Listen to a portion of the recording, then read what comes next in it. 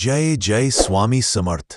आज आपण जाणून घेऊया अक्कलकोटचे यतीश्वर दत्तावतार श्री स्वामी समर्थ महाराज यांची खरी प्रकटदिन कथा, त्यांचे जीवन रहस्य आणि शिकवण। स्वामी कोण होते? स्वामी समर्थ महाराज हे अक्कलकोटचे संत म्हणून जगप्रसिद्ध आहेत। ते श्री दत्तात्रेयांचे अवतार मानले जातात। त्यांचे वचन, भिऊ नकोस, मी तुझ्या पाठीशी आहे, आजही भक्तांच्या अंतकरणात विश्वास निर्माण करतात।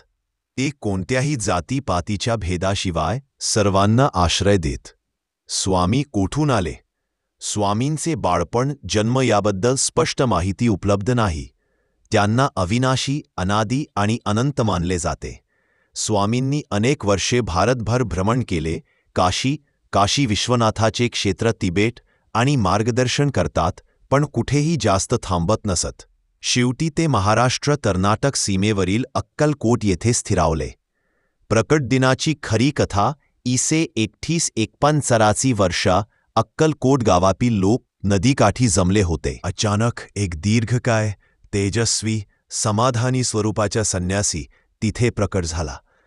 त्याचे डोळे चमचमत होते, शरीरावर साधे कपडे आणि ओठावर गूढ स्मित। गावकऱ्यांनी विचारले, आपण कोण? तेव्हा त्यांनी मोठ्या आत्मविश्वासाने सांगितले, आम्ही समर्थ आहोत। त्या दिवसाला मानले जाते स्वामी समर्थांचा प्रकट दिन। त्यानंतर ते अक्कलकोटमध्ये राहिले आणि हजारो लोकांना आध्यात्मिक मार्गदर्शन करू लागले। स्वामी समर्थांच्या शिकवणी, भक्ती हीच खरी शक्ती आहे। अहंकार मनुष्याचा सर्वात मोठा शत्रू आहे। शरीर, आत्मा अमर आहे। कोणालाही त्रास देऊ नका, परोपकार करा।